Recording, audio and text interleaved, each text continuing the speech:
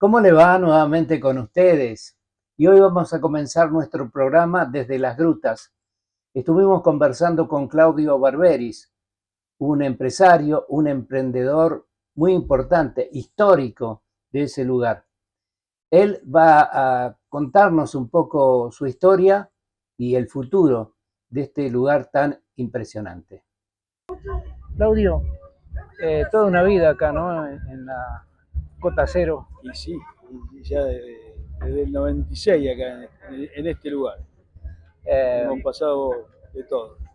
Me imagino, pero como decías hoy, antes de que empecemos esta nota, hay cosas que van cambiando, ¿no? Que van, el público además es otro.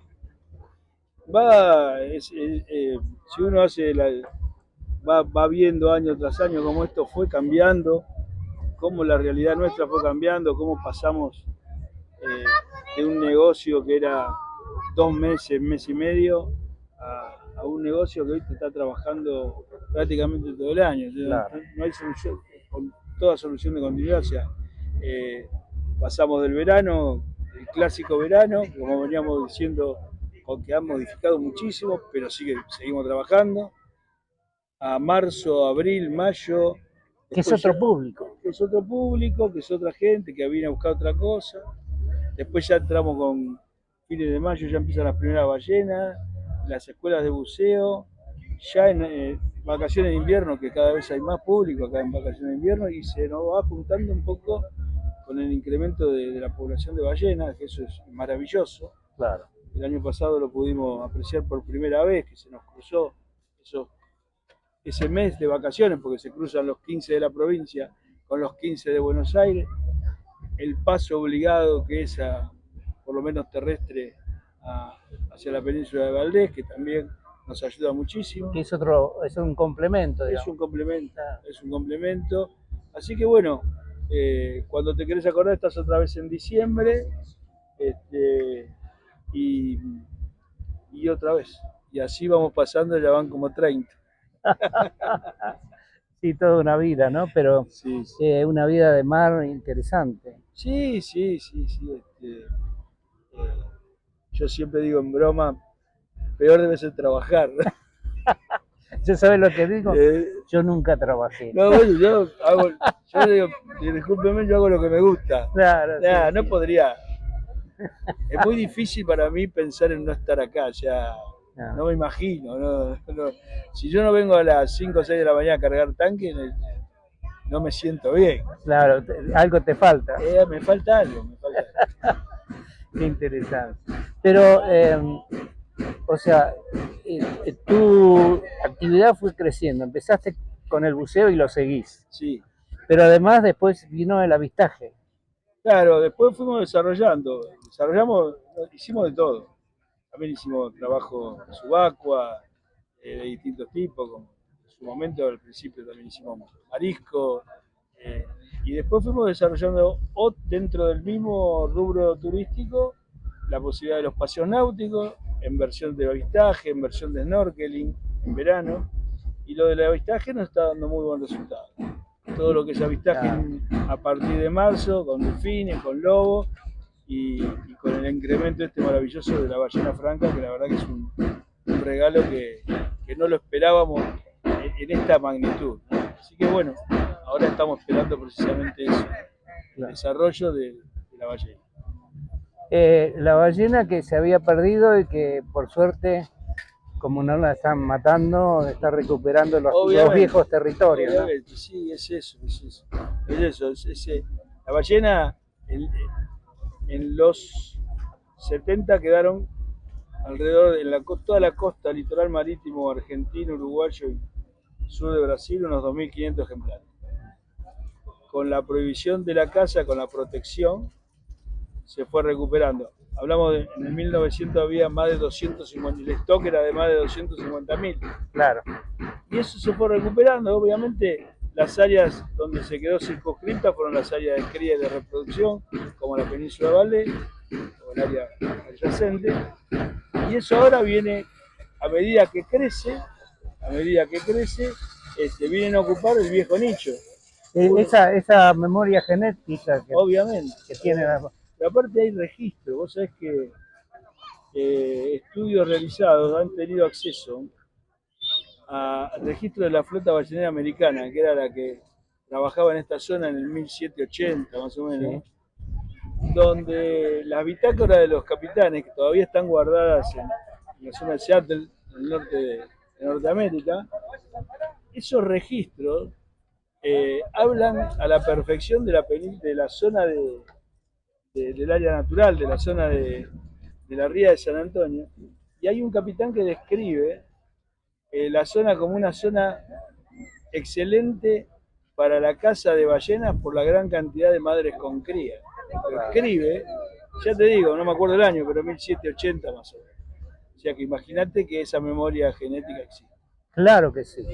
Bueno, pero tu memoria también genética te hace también llegar a otros territorios muy cercanos con otro tipo de actividad también muy interesante, ¿no? Que estás empezando, digamos. Estamos tratando de ampliarnos, seguimos trabajando, ¿no? Sí. El año trabajando pasado, haciendo lo que nos gusta, divirtiendo.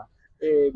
Hace más de un año Parques Nacionales se hizo cargo de Islote Lobo, una zona de unos 80 kilómetros de acá, que son 3 islotes maravillosos, que ya eran reserva provincial, que tienen una cantidad de vida impresionante, vida marina obviamente, ¿no? En los 3 islotes, lobo de un pelo, lobo de 2 pelos, 20.000 nidos o más de pingüinos de Magallanes, más de 30, 40 especies de aves diferentes. Así que logramos presentar un proyecto para paseos náuticos en la zona, y bueno, fue aprobado por Parques, así que ya hicimos los estudios de impacto, y en este momento estamos con algunos problemitas de papeles con el municipio de Sierra Grande, pero bueno, terminándolos y arrancando oficialmente, creo yo, antes de que termine febrero.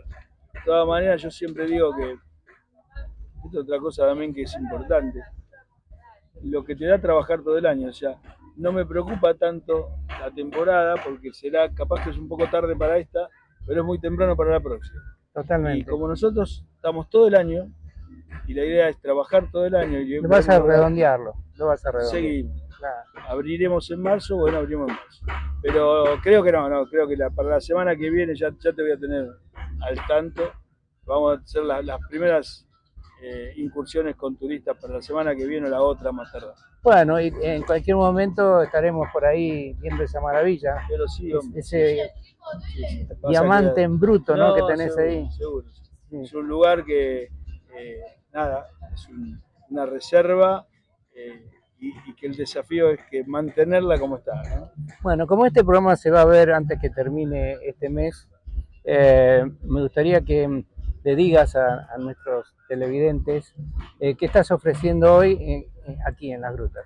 Hoy estamos con los productos de verano, el bautismo submarino, los paseos a Isla Mejillón con snorkeling, paseos al avistaje de lobo marino en el asentamiento de lobos del Puerto del Este. También hay paseos costeros que se hacen a la tarde, al atardecer, viste que los atardeceres de las grutas son particulares.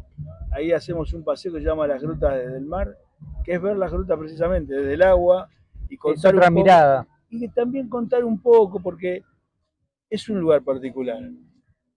Es un área natural protegida, tiene 3 asentamientos urbanos, tiene una ría, una de las diferencias de marea más importantes del mundo. ¿Por qué sube? ¿Por qué baja? ¿Por qué el agua es tan caliente en verano? Todo eso lo vamos contando. Yo a veces lo digo en broma, pero pasa que el turista que viene a las grutas muchas veces no sabe a dónde vino, y cuando se va sabe un poco menos. Sí, entonces, se confunden. Estamos tratando de dar vuelta a ese concepto.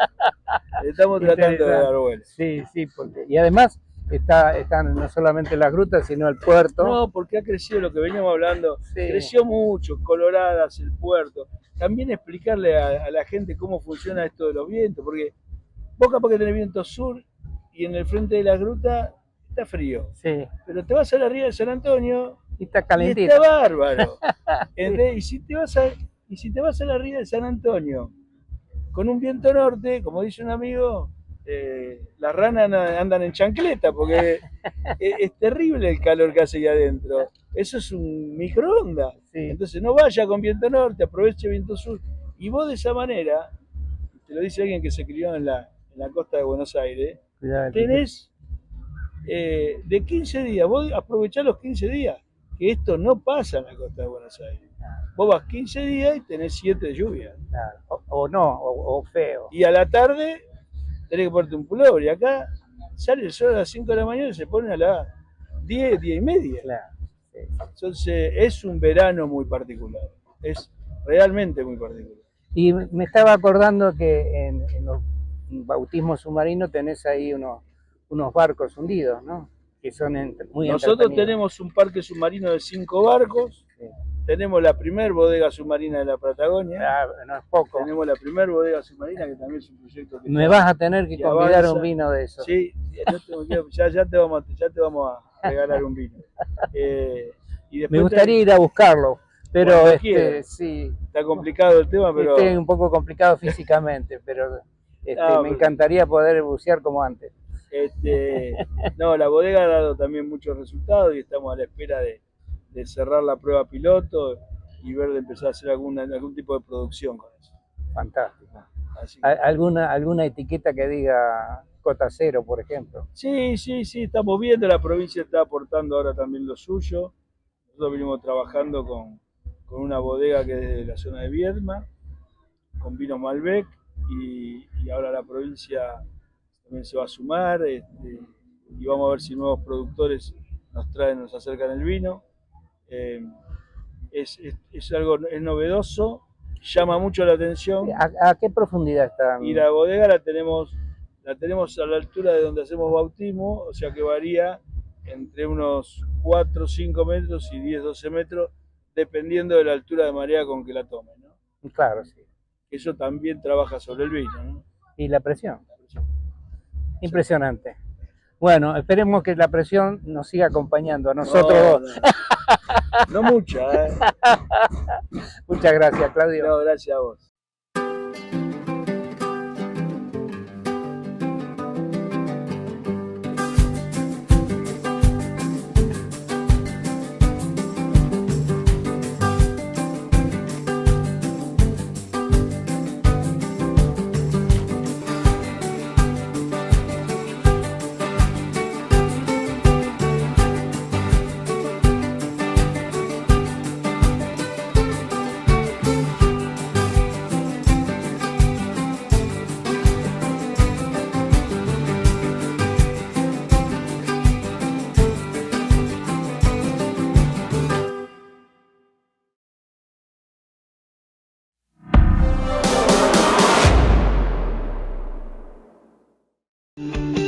Bariloche te espera. Y en Bariloche te esperamos para que vivas la experiencia Teleférico Cerro Otto. Descubrinos en www.teleféricobariloche.com.ar. Y en las grutas no solo hay playas, sino también olivos. Estamos en la Patagonia con el aceite patagónico. Normalmente el aceite de oliva es muy de Mendoza, de La Rioja, ¿no? Sí. ¿Y qué pasó? ¿Por qué está acá en las grutas? En realidad no había referencia de olivos en la Patagonia hasta que llegó este olivar, en realidad. Es el más al sur que existe, con producción y con plantación. Al no haber habido referencia en el lugar, se fue haciendo una prueba. El proyecto se inició así. ¿Cuántos años hace de esto? Del año 2001 se empezó a plantar 700 plantas, se puso de una sola variedad, Sí. de varietal arbequina. Sí. Se continuó plantando hasta el año 2005 con varietal de Frantoio, variedad de empeltre. ¿Y a qué se debe la variedad que eligieron? Y son las características en realidad para la zona, para el lugar, tipo de clima, de suelo que hay en el lugar. ¿Y la influencia del mar también, quizás? Exacto, Ajá. sí. Interesante, ¿no? Sí. Y ustedes, bueno, ¿cuándo hacen la cosecha y posteriormente el prensado en frío? En frío. Nosotros nuestra cosecha acá se inicia entre los meses de abril y de mayo. Es cosecha que se hace todo a nivel manual, se toma alrededor de 20 a 30 personas para levantar todo el fruto del campo. Manualmente la aceituna que es quitada del árbol para hacer el aceite se quita con rastrillo por peine. Se toma de la rama y con un rastrillo de plástico, punta redonda, se va peinando las distintas ramas. No se lastima el fruto. Claro. En realidad puede llegar a barrer algo de hojas del árbol, pero la idea es que la persona, la fuerza física la haga justo para quitar el fruto del árbol. En cambio, para la aceituna de conserva, se elige una a una del árbol y se saca ya el morral, que es distinto. Interesante. ¿Cuántas hectáreas tienen aquí plantadas? 28 hectáreas y todas en producción plena. ¿Se vende todo? Todo, sí. En realidad el olivo acá tardó, desde el año 2001 se plantó esas 700, en el año 2004 se obtuvieron los primeros frutos de esas 700 plantas, se llevó a analizar el aceite que se dio de arbequina y como se dio una máxima calidad, se decidió poner la fábrica ya acá en el lugar. En el año 2006 ya se puso la fábrica en el mismo lugar. O sea, es cosechar y elaborar al momento. ¿Sí? O sea, no hay mucho tiempo entre una cosa y la otra. No. Nosotros cosechamos la aceituna a la mañana en el campo y después del mediodía paramos a almorzar y después del mediodía empezamos a elaborar ya el aceite. Tenemos que aclarar que es en frío, ¿no? En frío, sí. Cuando vayamos a fábrica te voy a explicar el enfrío, cómo es en realidad. Y la temperatura que nosotros cosechamos acá no es calor, no hay calor, no hay temperaturas altas, como para que la aceituna sea quitada del árbol, se estacione en el campo y tenga un pequeño estado de fermentación. No existe eso en nosotros. La idea es cosechar y elaborar al momento por el tema de la acidez que luego va aumentando. Claro. Sí. Es como más o menos el tiempo de la vendimia, ¿no? En esa época. Sí, y es igual. Vos calculá que esto fue un desafío total para lo que es. Nadie le tenía fe a esto cuando empezaron a poner acá. Bueno. Sí. ¿Y entonces cuántos litros de aceite? Nosotros estamos alrededor entre los 16.000, 17.000 litros de aceite por año en realidad. ¿Y siguen plantando? No, se terminó en el año 2005 porque el lugar, la fábrica, está preparado para las 28 hectáreas. Si no sería mayor inversión y esperar más todavía para que esas plantas que seguís poniendo, seguir esperando. Pues en realidad el olivo tiene de 4 o 5 años según la zona, entre 8 a 10 años que te llega una edad plena, que el árbol entre en una producción, entre a 1 litro por árbol. Porque eso es lo que difiere en el aceite cuando es el tema de la cantidad de fruto que se necesita para elaborar 1 litro de aceite. ¿Y a dónde se consume este aceite? En todos lados de nuestro país. Mayor parte, nosotros nos focalizamos más en lo que los restaurantes, parte de Buenos Aires, por ejemplo, llega, parte de Bariloche, toda la zona del Valle, las grutas, lo primero nosotros arrancamos así, regional en realidad. Sí. Claro. ¿Han tenido algún premio? El premio mayor lo tenemos ya, sí, pero no así decirlo, en realidad. Es el premio de la satisfacción. Sí, y que se logró, sí. Se logró porque era algo que no haber referencia de olivos y haber llegado esto y a una edad cierta, porque ya tenemos arriba de 23 años, que empieza a producir, es un premio grandísimo. Claro. A no haber habido una referencia de algo, decir, similar a otro lugar para decir sí, nos va a dar. Fue algo muy jugado, muy jugado. Vamos a recorrer un poquito las instalaciones, Vamos, ¿te parece? Sí. Ahí Sergio me va a ayudar en esto. Bueno.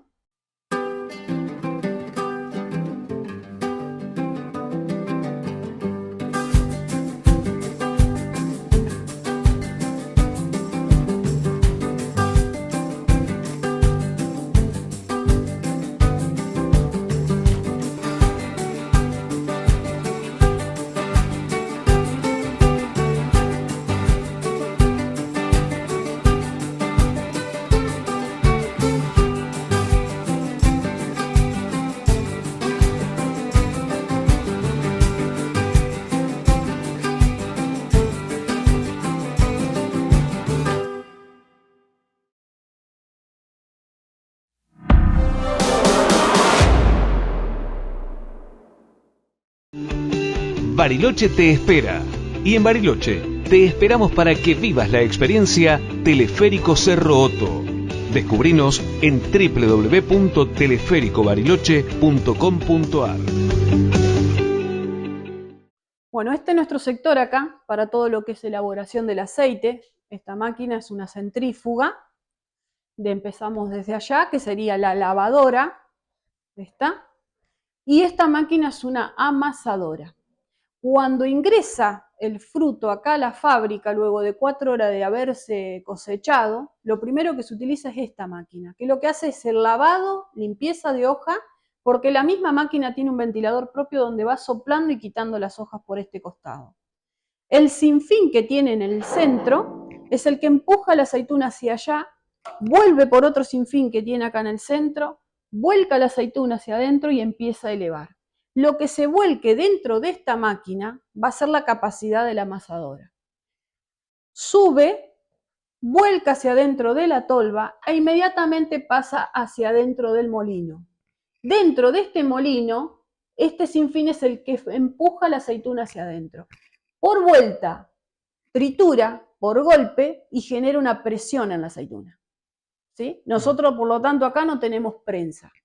Nuestro sistema acá es primera presión y el elaborado en frío es que una vez que muele la aceituna, se entra a formar toda una pasta dentro de la amasadora, toca los sensores que se ven sobre el costado y se empieza a hacer el proceso de amasado recién ahí. Se le genera una temperatura al agua que lleva colocado por fuera de la máquina con una resistencia hasta 27 grados. Hasta ahí va a ser que sea extracción en frío.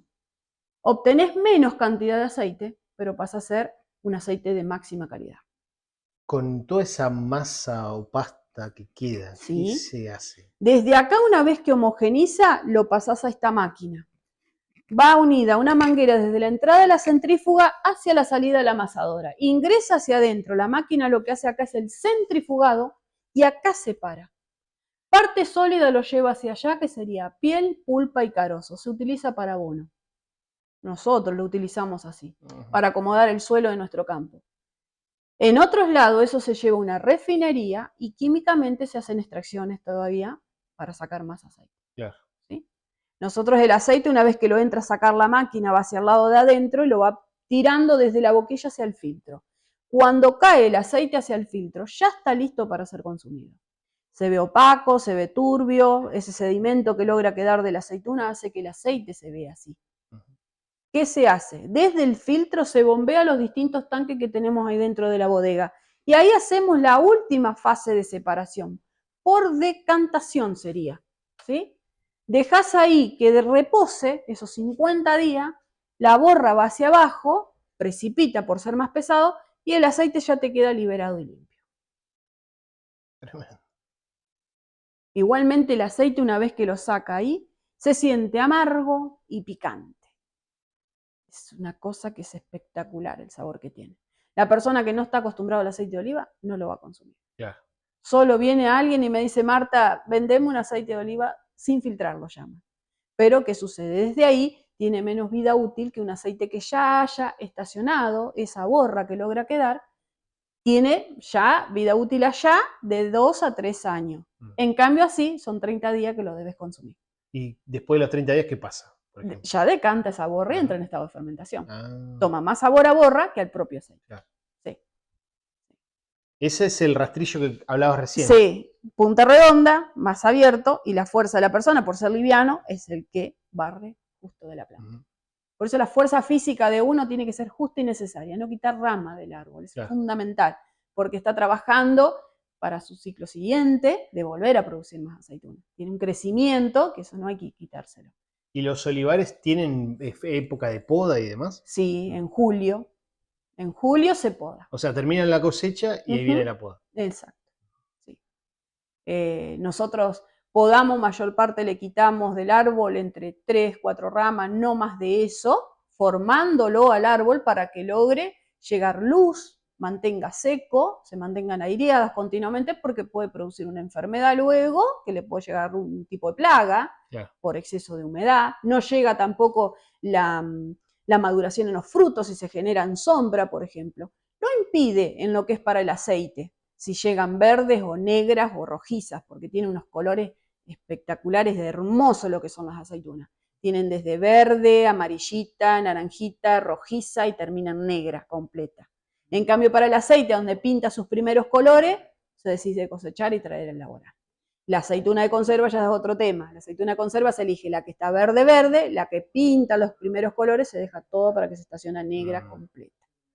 Esa es la diferencia. O sea, la de consumo negra es más estacionada, digamos. Sí, sí. Por eso es más cara también. Queda en el árbol y un poquito más cara. Y más trabajo bien artesanal. Claro. Bien artesanal. Sí. Y requieren, eso, el riego lo hacen Por goteo. Por goteo.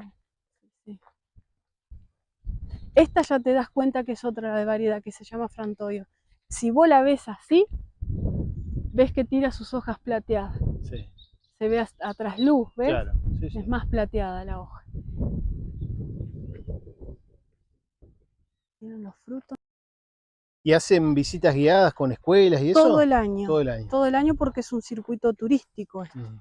Y se reciben en colegios, universidades, bueno, todo lo que es parte de turismo, contingente, gente que viaja más al sur pasa por acá a la vuelta, o el que llega a las grutas también. Siempre estamos dispuestos en realidad eso, abierto al turismo y bueno. Bueno, hermoso recorrido. Acá estamos volviendo al salón de ventas.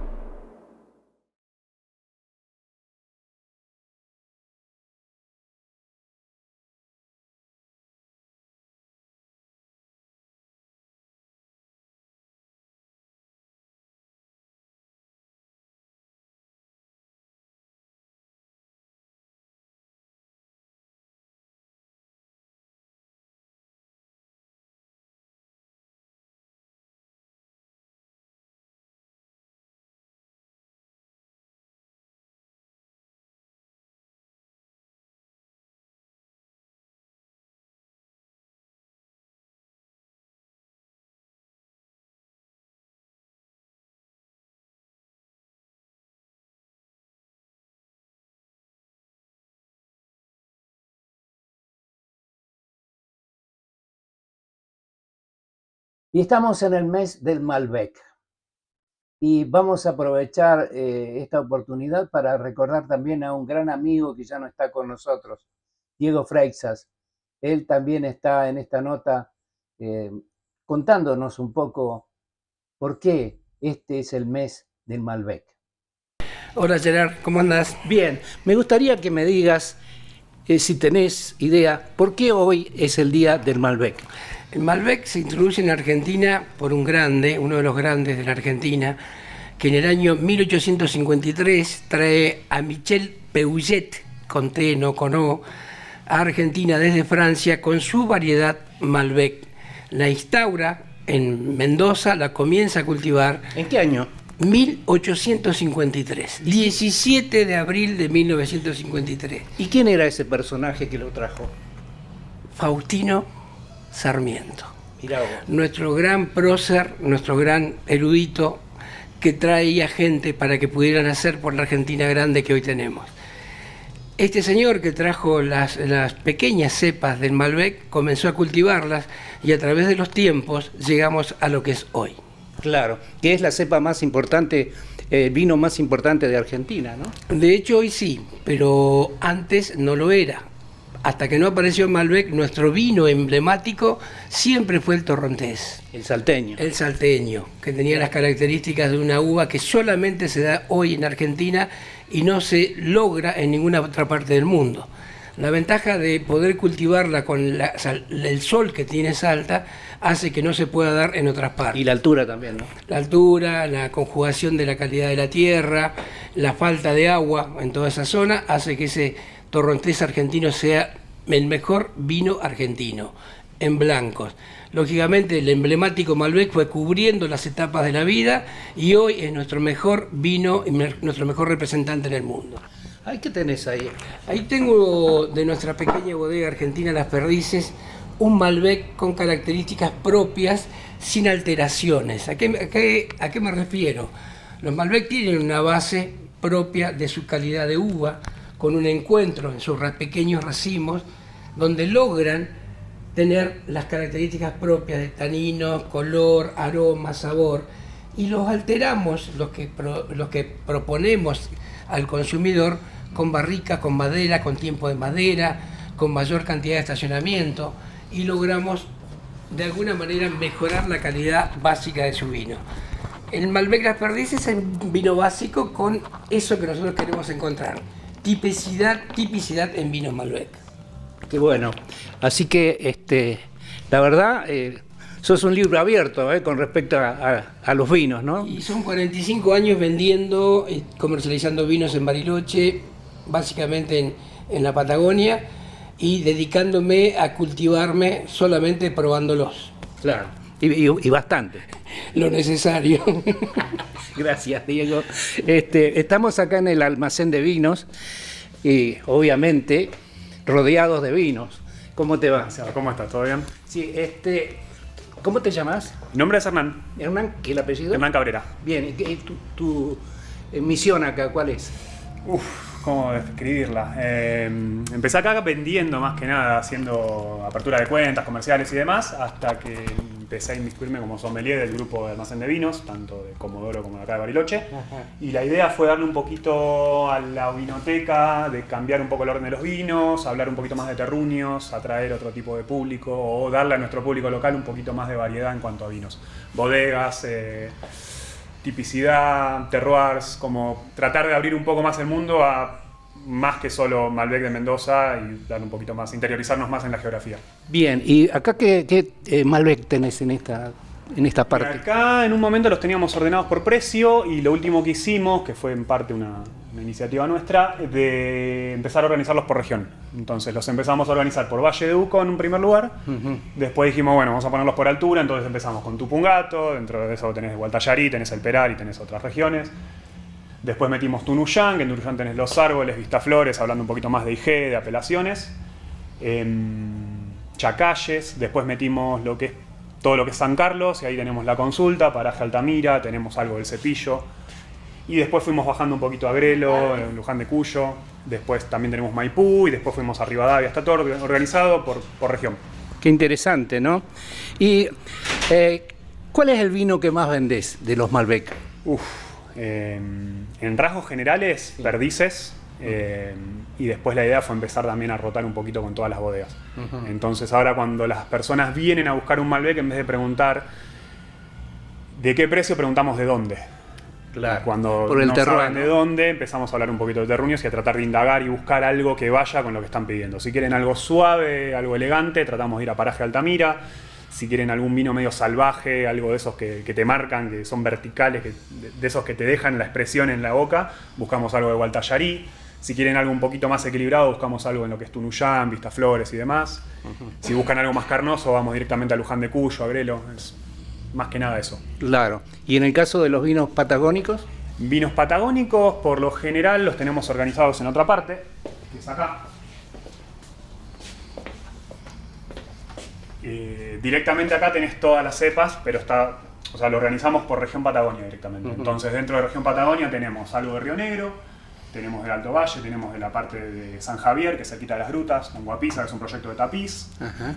Manos Negras, que es en el Alto Valle, que lo hace el Colo Sejanovic. Tenemos algo de Cenillosa de Neuquén, con Zorro de Arena, que es de Bodega Finca del Limay.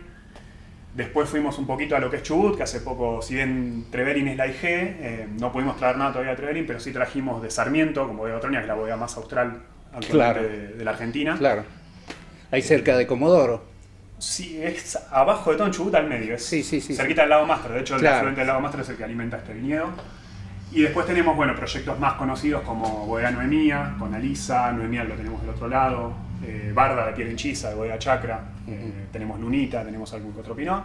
Y de acá en la zona también tenemos lo que es del río Lorza, que lo incorporamos hace muy poquito. Ajá. ¿Y cómo se venden los Malbec de Patagonia? Por lo general hay mucha gente que viene, no solo el público de afuera, de Bariloche o Río Negro, sino el público local también viene buscando vinos de acá del valle, o de la zona y demás. Y bueno, ahí tratamos de explicar un poquito las diferencias, que son de la altitud, la amplitud térmica que se da acá en la Patagonia, son vinos por ahí más elegantes, más suaves. El Pinot que se da muy bien, los Merlot. Claro, sí. El Pinot es el que mejor se da, ¿no? En la Patagonia. En la Patagonia y en zonas frías de Mendoza, zonas de mucha altura, está ganando mucho protagonismo. También en Hay Pinot en Salta también. Sí. Sí. Bueno, ¿y estos días estuviste vendiendo más Malbec o no por la Malbec fecha? Es el que se vende todos los días. O sea, va más que nada por la fecha. Sí, la gente viene por el día del Malbec y demás, pero se vende todo el año. Es lo que más se busca. Claro. Bien. Ahora no vienen los brasileros, ¿no? Pero los brasileros, ¿cómo te compraban? No estuve yo el año pasado, pero me dijeron que fue un caos. Vienen buscando, ya vienen con la etiqueta elegida, con los puntajes y demás. Así que estamos esperando que vengan, que vuelvan. Sí, por supuesto, sí. Va a pasar bastante tiempo, pero ojalá que sea el mínimo. El mínimo indispensable. Bueno, muchas gracias. No, gracias a ustedes. Estamos entonces en Almacén de Vinos, un lugar que tienen que conocer, claro que sí. Entonces, ¿qué vamos a tomar? ¿Qué Malbec vamos a tomar? Hoy incorporamos una línea ya conocida que es Las Perdices. Básicamente su vino emblemático es Las Perdices básico. Simple, sencillo, muy rico y un precio excelente para poder degustar todos los días. Muchas gracias. Bueno, feliz día del Malbec, ¿eh? Gracias. Y hasta aquí llegamos, será hasta la próxima. Les recuerdo que Patagonia y Destinos TV está por YouTube, ahí nos pueden ver también. Será hasta la próxima, muchas gracias.